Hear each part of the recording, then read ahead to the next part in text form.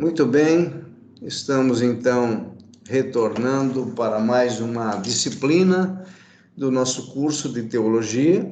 Hoje estaremos então iniciando a disciplina Hamartiologia.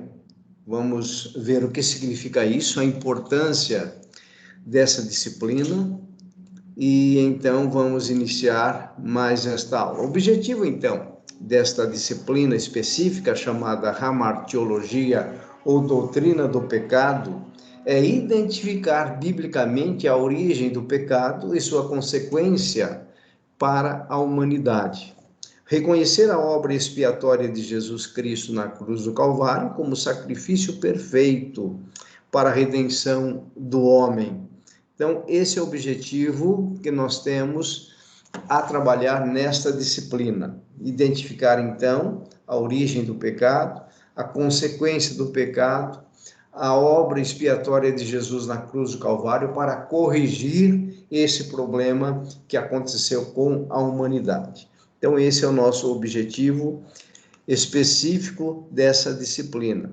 Então, a aula 1 vai tratar do tema angelologia, ok? Mas o que tem a ver pecado com angelologia? Tem tudo a ver, porque nós vamos tratar dentro da angelologia. A angelologia é sobre a origem dos anjos. Nós vamos estudar um pouquinho sobre os anjos. Lógico que nós não vamos nos aprofundar muito no tema, mas nós vamos ter uma noção a respeito de angelologia, e dentro de angelologia nós vamos falar sobre a queda dos anjos. E quando nós falarmos da queda, nós vamos ver que tem tudo a ver com a queda do homem também.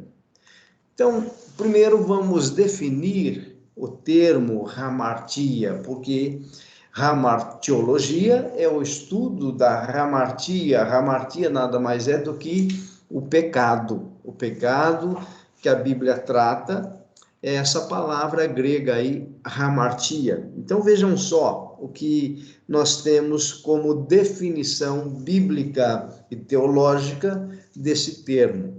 Então, o substantivo hamartia aparece 173 vezes no Novo Testamento, sendo 48 apenas na Epístola aos Romanos. Tem o significado de errar o alvo, no sentido espiritual. O alvo é o padrão, ou a lei de Deus, Romanos 7, de 17 a 18, tá? Por coincidência, o errar aí saiu errado, tá? Então tem o significado de errar o alvo. A palavra errar, ela tem 2 R's, né? Então apareceu aí errar o alvo, nós erramos o alvo aí. Então, esse é o significado da palavra hamartia, errar o alvo. E que alvo seria esse? O alvo é o padrão ou a lei de Deus, conforme Romanos capítulo 7, que nós já dissemos. Então, esse é o significado dessa palavra pecado no Novo Testamento. Então, todas as vezes que a Bíblia tratar da palavra pecado, principalmente pecado no singular, quando você vai ver o termo grego, é essa palavra hamartia, ok? Alguns falam amartia, mas esse H aí, ele aparece por causa da transliteração do grego para o português. Então, quando nós fazemos a transliteração da palavra, fica hamartia com esse H. Esse H realmente tem um som de R, como nós temos, por exemplo, algumas palavras no inglês, horse, house. Então, a pronúncia correta do grego é hamartia, ok? Essa é a palavra que define a palavra pecado. Então, veja só a importância que o Novo Testamento e o Antigo Testamento também dá à questão do pecado. Então, no Novo Testamento, são mais de 170 vezes que essa palavra é citada. E Paulo, escrevendo então a sua carta aos Romanos, você vai ver que quase 50 vezes ele cita essa palavra hamartia como sendo o lapso do homem, a queda do homem, ao errar o alvo de Deus. Então, tudo isso nós vamos estar vendo nesta disciplina chamada hamartia, ou a doutrina do pecado. Hamartia não, hamartia é o pecado. Hamartiologia é o estudo então da hamartia. Mas vamos então, antes de entrar especificamente na angelologia, tá, que faz parte dessa disciplina, repito, vamos falar um pouquinho sobre quem é Deus, né? Vamos definir, vamos entender a questão da pessoa de Deus, vamos entender um pouquinho mais sobre a pessoa do Pai, do Filho e do Espírito Santo, ou seja, sobre a Trindade. Eu estou pegando como definição a definição tratada na Confissão de Fé de Westminster. Essa Confissão de Fé é uma confissão reformada e nós respeitamos muito o trabalho que tem sido feito por esse pessoal. E nós vamos utilizar, então, essa Confissão de Fé de Westminster para nós definirmos o caráter de Deus, a pessoa de Deus, tá? Por quê? Como nós vamos tratar do pecado, para nós entendermos o pecado, nós precisamos entender quem é Deus, tá? Então, por isso que nós vamos focar nessa questão sobre a existência de Deus. Então, no segundo artigo ali da Confissão de Fé de Westminster, né? Ou melhor, no segundo capítulo, primeiro artigo número 1, nós temos essa definição aí, ó. Há um só Deus vivo e verdadeiro, o qual é infinito em seu ser e perfeições. Ele é um espírito puríssimo, invisível, sem corpo, membros ou paixões. É imutável, imenso, eterno, incompreensível, onipotente, onisciente, onipresente, santíssimo, completamente livre e absoluto, fazendo tudo para a sua própria glória e segundo o conselho da sua própria vontade, que é reta e imutável. É cheio de amor, é gracioso, misericordioso, longânimo, bondoso e verdadeiro remunerador dos que o buscam, e, contudo, justíssimo e terrível em seus juízos, pois odeia o pecado e, de modo algum, terá por inocente o culpado. Então, essa definição clara a respeito da divindade, a respeito de Deus, nós encontramos na Confissão de Fé de Westminster. Aí você vai dizer, onde está isso na Bíblia? Na verdade, quando nós estudamos a respeito da pessoa de Deus na Bíblia, nós vamos encontrar todas essas características citadas aí na Confissão de Fé de Westminster, ok? Então, essa definição é importante, nós temos uma ideia, não é necessário ninguém decorar isso, tá? Mas vejam alguns termos que vão ser importantes para nós nessa disciplina, quando fala, então, de algumas virtudes de Deus, de alguns adjetivos citados nesse catecismo ou nessa confissão de fé de Westminster, que vão ser importantes para nós. Veja só, o nosso Deus é um Deus único, aí nós temos aqui, ele é infinito e eterno. Então, essa definição já é importante para nós, porque nós vamos falar sobre a linha da eternidade, tá? E quando nós falarmos da linha da eternidade, nós vamos ver que Deus, ele não se limita ao tempo cronológico do homem. Então, nós temos um tempo específico chamado Cronos.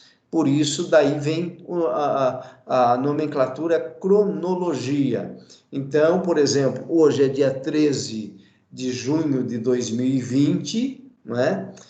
E é um sábado, então nós estamos dentro de uma cronologia, tá? Estabelecida por Deus, reconhecida pelos homens. Então nós estamos no ano de 2020. Então nós temos uma cronologia.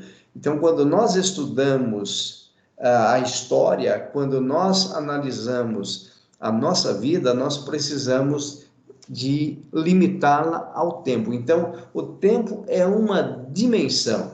Porém, é importante nós entendermos que o nosso Deus é atemporal. Então, Deus trabalha no Kairos. Então, nós não compreendemos claramente o Kairos porque nós temos o Cronos. Então, enquanto Deus vê todas as coisas na sua grandeza, no seu poder, na sua soberania, nós não, nós somos como que tiradores de fotografia. O que significa isso? Nós tiramos a fotografia momentânea. Então, por exemplo, hoje, sábado, dia 13 de junho de 2020, nós tiramos uma fotografia da situação do Brasil, por exemplo, como que o Brasil está passando por este momento, ou outras nações. Quando Deus tira uma fotografia, na verdade, ele vê o todo, ele vê o quadro todo pintado. Por que é importante a gente ter essa noção? Se nós pegarmos, por exemplo, a situação de José do Egito, que foi rejeitado pelos seus irmãos, e nós olharmos, por exemplo, ele sendo vendido para o Egito, né? Ele se torna ali, ele se torna funcionário ali de Potifar, ok? Ele começa a exercer o ministério dele ali, e logo depois a gente vai ver José indo para a prisão. Então, o que eu estou querendo mostrar para você? Imagine alguém analisando a vida de José enquanto ele estava na prisão. José vai dizer, olha, eu nunca pequei contra o meu Deus. Eu sempre tive uma vida reta. Quando eu trabalhei para Potifar, eu também procurei fazer o melhor, temendo meu Deus, e eu estou preso injustamente. Alguém analisando aquilo iria dizer, poxa, mas o seu Deus não é um Deus justo, porque se fosse um Deus justo, ele não permitiria que você estivesse preso injustamente. Porém, isso é cronologia, então alguém está analisando a vida de José naquele momento. Porém, hoje nós temos a história completa. Então, Deus vê a história.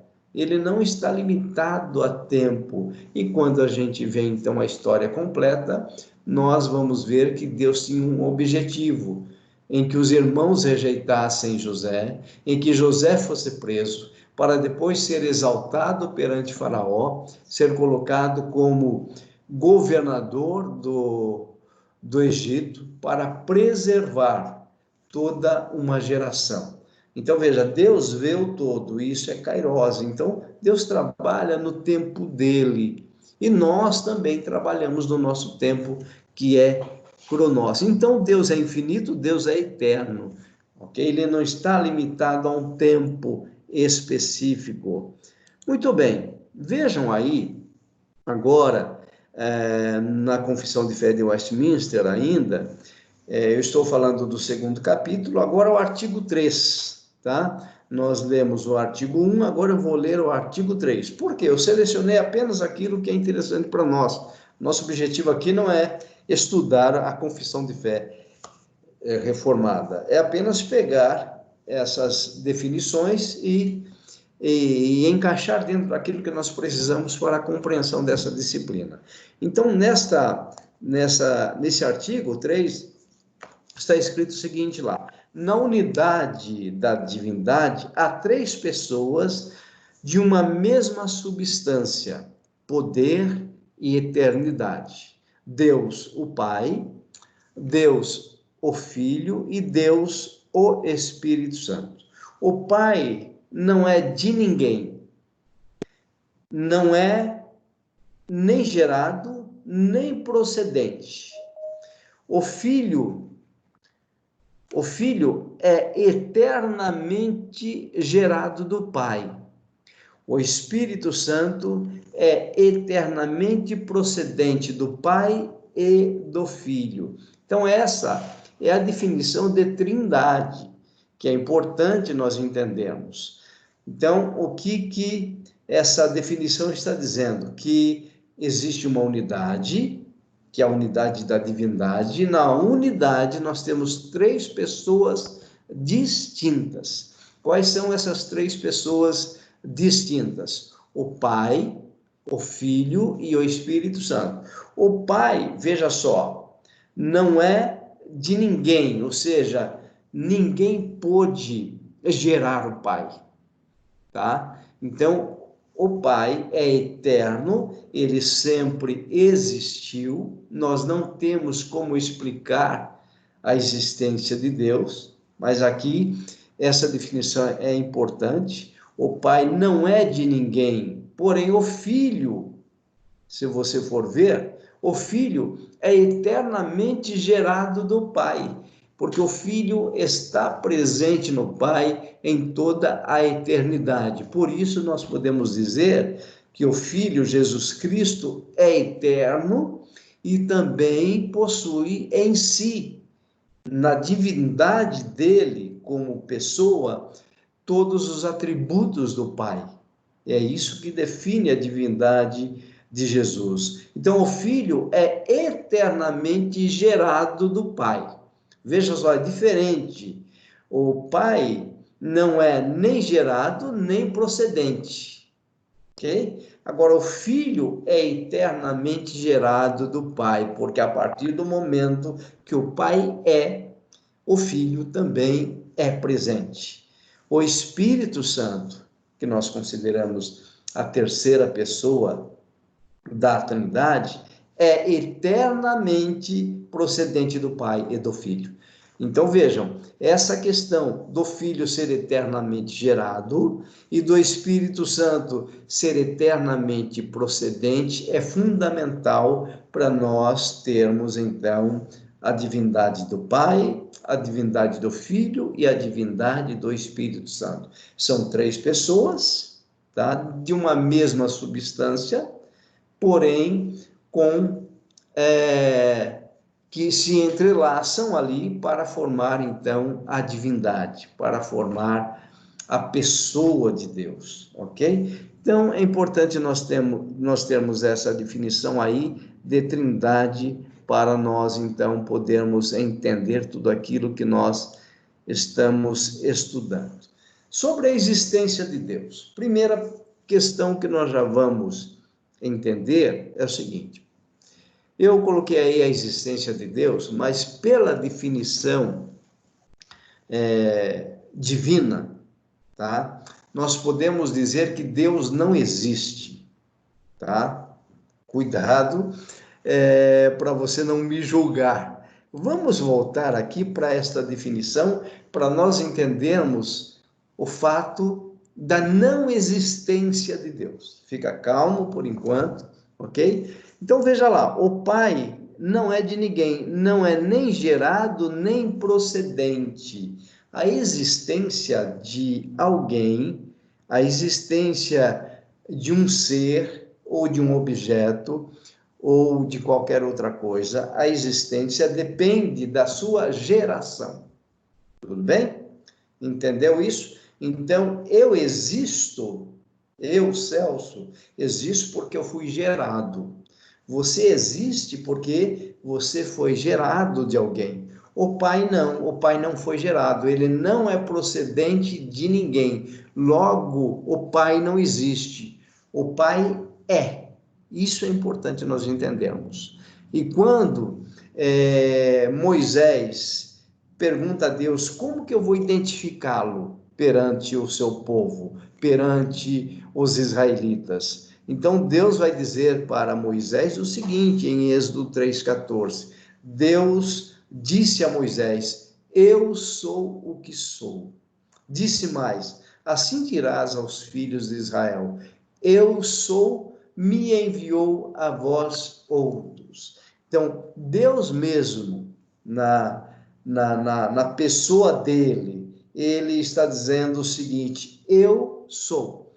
Ou seja, eu não existo, porque para eu existir, alguém teria que ter me gerado. Entenderam essa definição de Deus? Então, eu não posso dizer sobre que Deus existe, porque, na verdade, se eu digo que Deus existe, eu estou dizendo o seguinte: alguém gerou Deus para ele existir.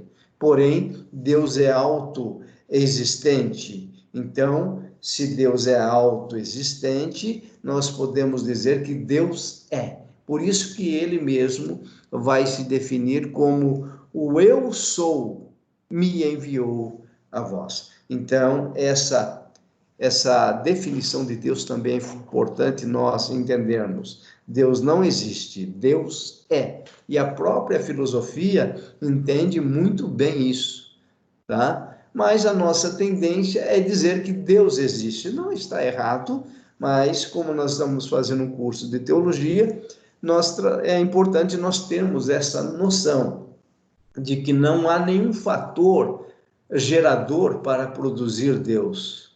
Então, se ele não é gerado, não está correto dizer que Deus existe, mas está correto em dizer que Deus é, ok? Tudo bem com relação a isso? Espero que essas definições estejam ficando claras para vocês. Continuando, então, falando da existência de Deus, né? Porque, principalmente na língua portuguesa, não tem jeito, a gente tem que falar de existência, mas vocês entenderam que Deus é, né? Veja só o que Paulo vai escrever na sua carta aos Colossenses, no capítulo 1, versículo 16, a respeito de Jesus Cristo. Veja só, pois nele, ou seja, em Cristo, foram criadas todas as coisas nos céus e sobre a terra, as visíveis e as invisíveis, sejam tronos, sejam soberanias, quer principados, quer potestades, tudo foi criado por meio dele e para ele. Então, pois nele, em Cristo. E Paulo vai completar dizendo que nele, ou seja, em Cristo, habita corporalmente toda a plenitude divina.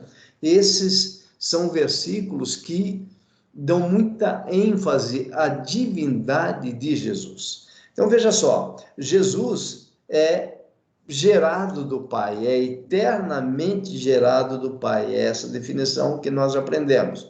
Jesus, a partir do momento que o Pai é eterno, Jesus é gerado do Pai, então ele já estava presente na eternidade, ok? E nessa geração de Cristo, o Pai vai gerar o que? Todas as coisas. Vejam, pois nele foram criadas todas as coisas.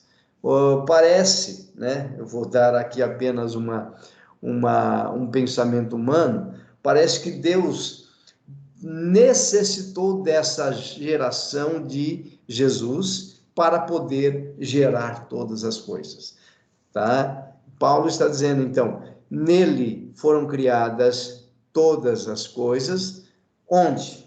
Nos céus, sobre a terra, e ainda completa, as visíveis e as invisíveis. Olha a ênfase que Paulo fala, ele não deixa nada sem incluir em Cristo. Ele fala, sejam tronos, sejam soberanias, quer principados, quer potestades, tudo foi criado por meio dele e para ele. Nós vamos entender depois esses termos melhor, ok? Mas aqui o apóstolo Paulo está dizendo que Jesus é a razão da criação do universo. Tá? Nele, Deus concentrou nele todas as coisas. E isso é fundamental, nós termos esta noção de Deus como sendo aquele que é, não gerado, não produzido, não criado por ninguém, por isso que Deus é. O Filho sendo gerado do Pai, eternamente gerado, para que o Pai pudesse nele, no Filho, criar todas as coisas. Então, na verdade, Jesus é o início e é o fim. Por isso que ele se identifica lá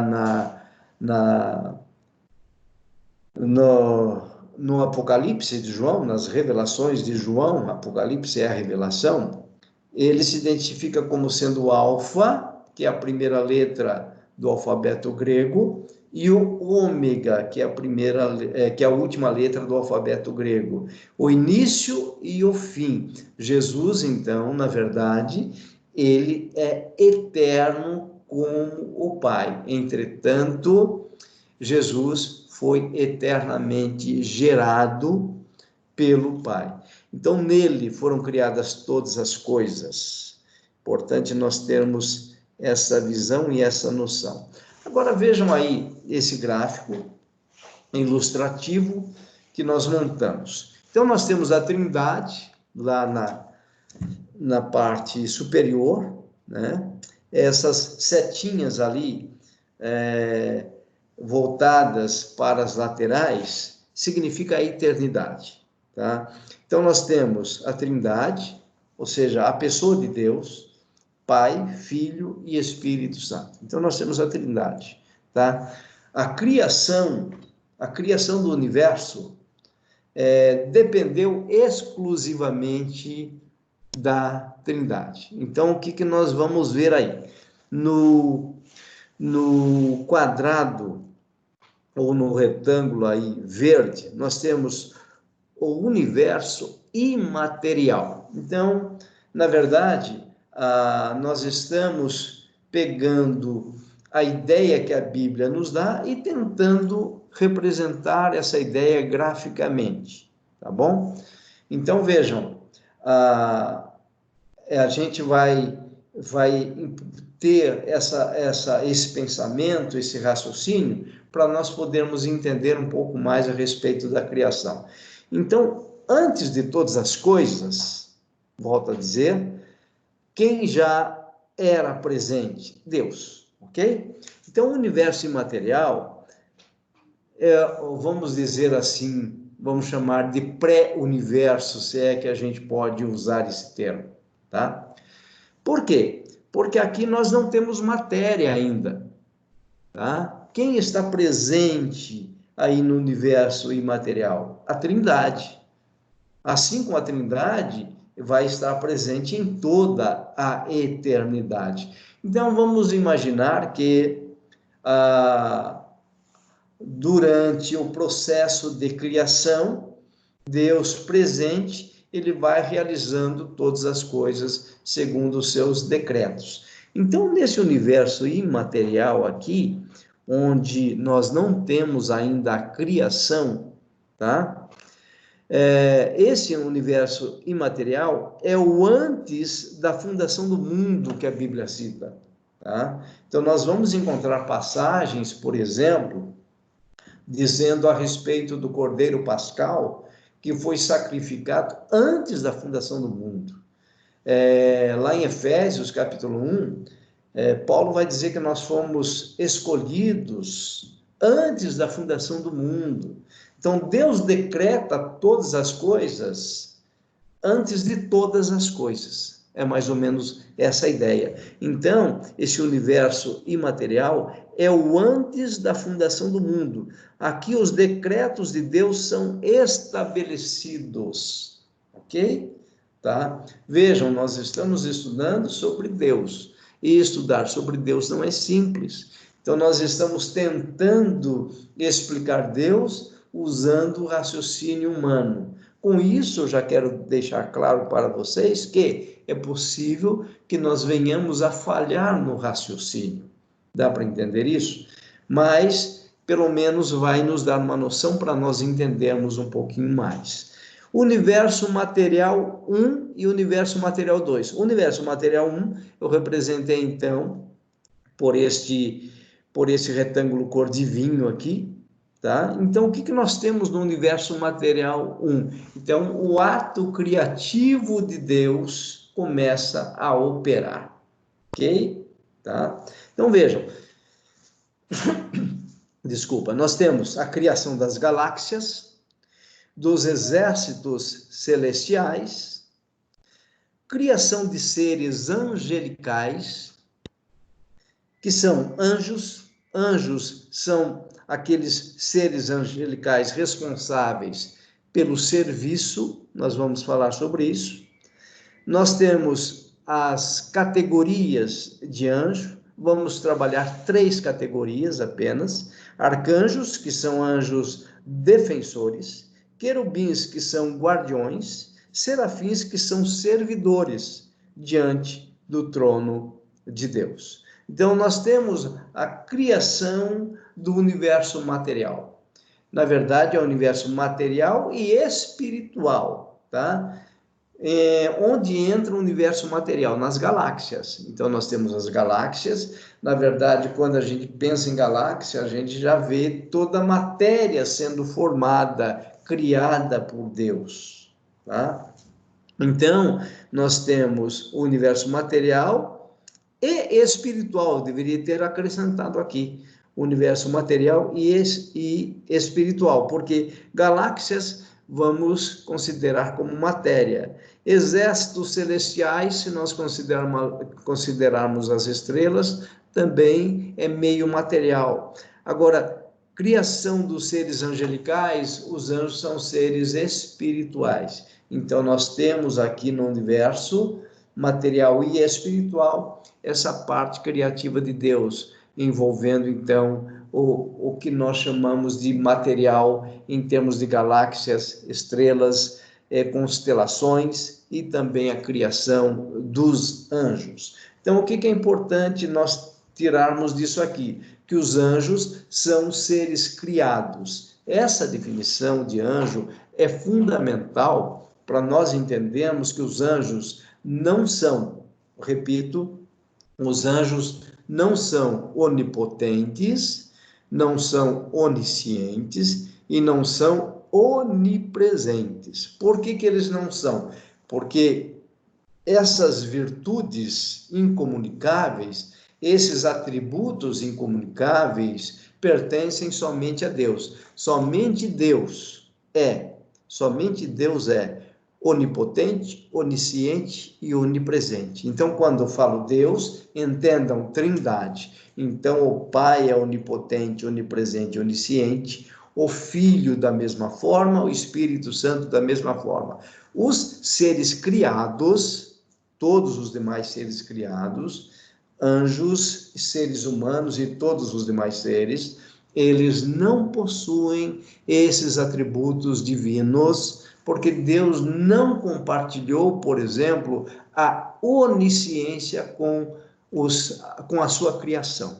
Deus não compartilhou a onisciência, Deus não compartilhou a onipresença, Deus não compartilhou a onipotência.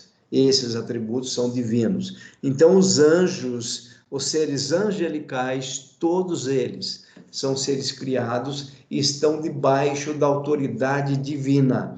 Tudo isso é importante para o nosso entendimento dessa matéria. E agora o universo material, ou seja, o mundo físico e material, criado por Deus, representado aqui em laranja, tá? O universo material, por isso que eu coloquei o universo material 2. Então, eu tenho o mundo físico e material, eu tenho os planetas, né? E quando nós temos os planetas, nós estamos falando do sistema solar, tá? Então, Deus está criando, no processo de criação dele, tá? Então, nós temos os planetas. Se eu chamar o sistema solar, então nós temos o Sol, e nós temos a Lua e todos os planetas girando em torno do Sol. Logicamente que o sistema solar está dentro de uma galáxia, que é a Via Láctea, que é a nossa galáxia. Agora existem milhões, bilhões de galáxias que foram criadas por Deus. Mas agora nós vamos entrar então na questão que nós precisamos entender, que é a criação do planeta Terra, o céu atmosférico, tá? O céu atmosférico que nós habitamos. O apóstolo Paulo vai falar a respeito das potestades do ar, ou seja, as potestades que estão envolvendo o planeta Terra, que estão neste céu atmosférico, né? Então, na atmosfera, onde o ar está presente, né? criaturas, então nós temos vida terrestre, vida vegetal e vida mineral, perdão, vida mineral não, vegetal e mineral. Então nós temos a existência do mundo material. Então aqui Deus já criou então a Terra, já criou os demais planetas e nós estamos o quê? Inseridos no planeta Terra. É a partir daqui agora que nós vamos começar a entender todo esse processo criativo de Deus. Muito bem. Agora vejam esse gráfico aí, tá? Esse gráfico também vai nos ajudar muito na compreensão de tudo aquilo que nós vamos desenvolver. Então nós vamos desenvolver toda uma linha de raciocínio e tudo isso é importante nós entendermos. A questão da eternidade, então em verde aqui, ó, eu tenho uma reta que não tem início e não tem fim. Isso está representando a eternidade, tá? Então vejam aqui em vermelho, a setinha apontada para anjos, significa que neste momento da eternidade, que nós não sabemos que momento foi, Deus criou o quê? Os anjos. Então vamos dizer, veja só, volto a falar a vocês, a mente humana não consegue compreender as coisas de Deus, por isso que nós trabalhamos com suposições para tentarmos entender didaticamente. Então veja aqui o passado sendo a eternidade passada, mas não tem sentido falar de passado em termos de eternidade. Para nós, até a gente consegue entender, usando a nossa cronologia, quando nós falamos em passado, nós vamos pensar em anos anteriores. Então, vamos dizer que lá, em anos anteriores da eternidade, num determinado momento, Deus criou os anjos. Ok? Agora, vamos lá para o presente. Deus cria, então, o homem. Então, eu tenho a setinha azul e a criação do homem.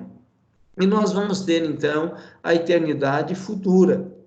Então, nós temos passado, presente e futuro apenas para nós dividirmos a eternidade de forma didática, ok? Volto a dizer, não tem sentido pensar em dividir em tempo a eternidade, mas aqui nós precisamos desses recursos humanos, vamos dizer assim. Então, o que nós estamos vendo nesse gráfico? Que os anjos foram criados antes do homem.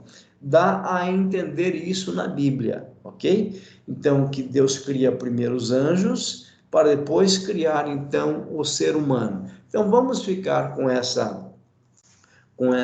esse gráfico em mente, para nós entendermos, então, tudo que vai ser transcorrido, principalmente a partir da segunda aula, ok? Nós vamos dar um intervalinho agora, e no meu celular aqui são 9 horas e 46 minutos, quando for 9 horas e 50, 51 minutos, nós retornamos.